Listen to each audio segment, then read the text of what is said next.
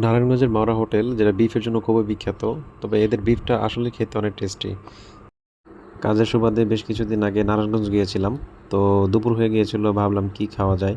নারায়ণগঞ্জে অনেক ধরনের খাবারই আছে বিখ্যাত। তো তার মধ্যে অন্যতম হচ্ছে এই মাওরা হোটেল। এটি বিখ্যাত তাদের বিফের কারণে।